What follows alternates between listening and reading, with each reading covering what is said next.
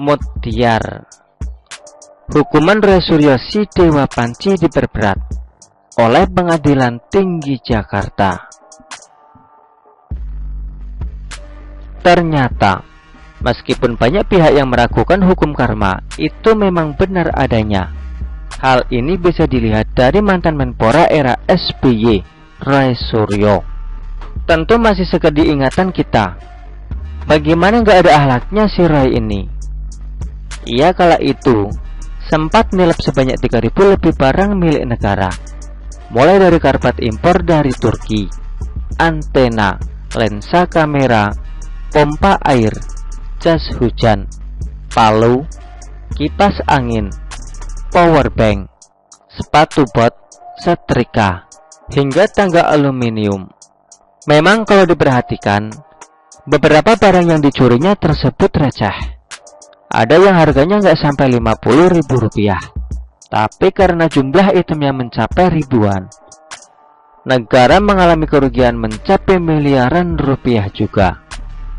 Sedangkan kita tahu sendiri bahwa mantan Sekjen Nasdem Rio Capella saja yang hanya korupsi 200 juta rupiah divonis 1,5 tahun penjara.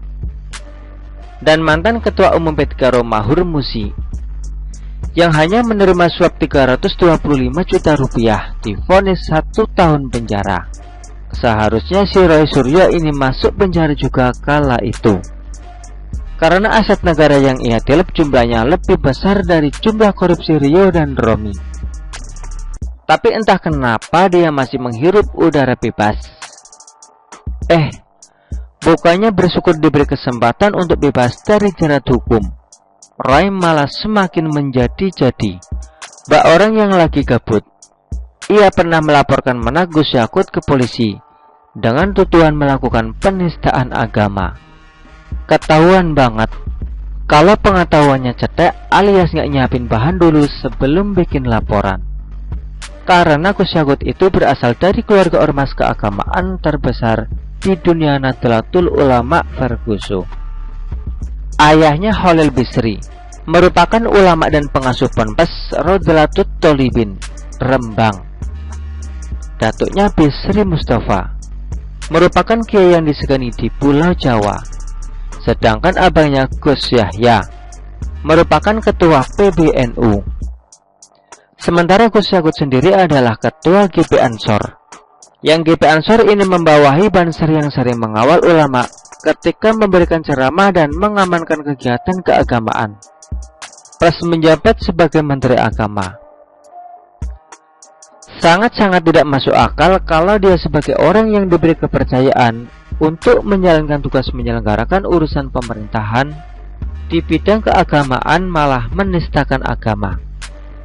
Maaf ngomong, jika dilihat dari latar belakang keduanya, Roy Suryo yang sebagai pengamat film bokep dan Gus Yakut sebagai aktivis Nahdlatul Ulama, bisa jadi ilmu agama Gus Yakut lebih tinggi dibandingkan dengan si Roy itu.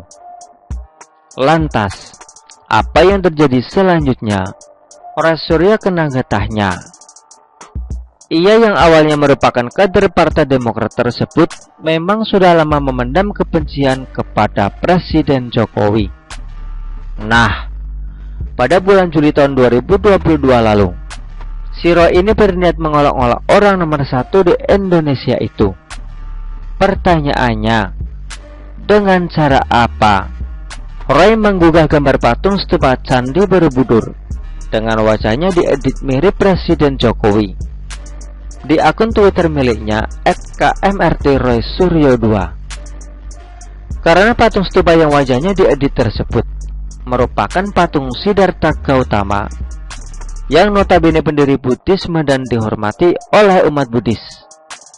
Tidak ayal ulah Roy itu menuai kecaman umat Buddha Indonesia, hingga ia dilaporkan ke Polda Metro Jaya oleh organisasi umat Buddha Dharmapala Nusantara terkait penistaan agama atau melakukan ujaran kebencian bermuatan sara. Sebagai tindak lanjut dari laporan itu, Roy pun akhirnya diperiksa polisi. Khawatir bakal ditetapkan sebagai tersangka, ia lantas minta perlindungan ke LPSK. Namun setelah melakukan pemeriksaan terhadap beberapa orang, seperti pelapor dan saksi ahli, polisi akhirnya menetapkan si Dewa Panci itu sebagai tersangka beneran. Tidak menyangka dirinya bakal kena jerat hukum. Om Roy mengalami shock berat kala itu. Ia pun susah tidur karena keseringan membayangkan betapa gak enaknya tidur di penjara. Selain itu, Roy juga mengalami muntah-muntah dan sempat pingsan ketika diperiksa polisi sebagai tersangka. Roy juga mengalami muntah-muntah dan sempat pingsan ketika diperiksa polisi sebagai tersangka. Kalau diperhatikan, perubahan nasibnya memang sangat-sangat turun drastis. Roy yang awalnya sering tampil di TV karena kepakarannya sebagai pengamat film bokep, pernah jadi anggota KPID Yogyakarta, dipercaya oleh SBY sebagai konsultan resmi mengurusi situs pribadinya, pernah jadi anggota DPR, dan terakhir masuk kabinet SBY dengan Budiono sebagai menteri. Endingnya malah masuk penjara. Jadi wajar bila kemudian ia mengalami stres berat sampai muntah-muntah dan pingsan. Untung gak sampai kena stroke atau serangan jantung.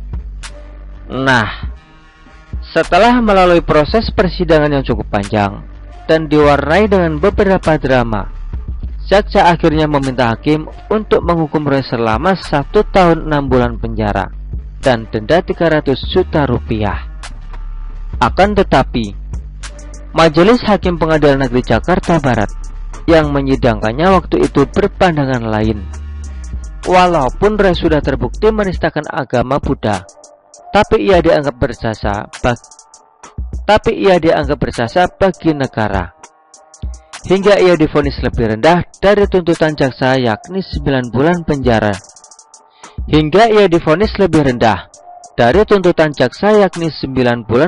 Doang tanpa denda. Tidak terima dengan vonis yang diberikan oleh majelis hakim tersebut, jaksa akhirnya mengajukan banding. Bak Gayung bersambut.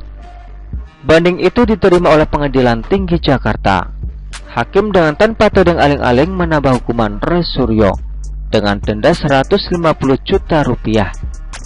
Dan jika denda itu tidak dibayarkan atau harap maklum, dia akan tidak ada pemasukan pasca ditahan. Bisa diganti dengan kurungan penjara selama 2 bulan. Cadas. Emang enak kena karma Panci. Begitulah kura-kura. Artikel ini diambil oleh Siwon.com dan ditulis oleh Ferry Padli. Bagaimana menurut Anda?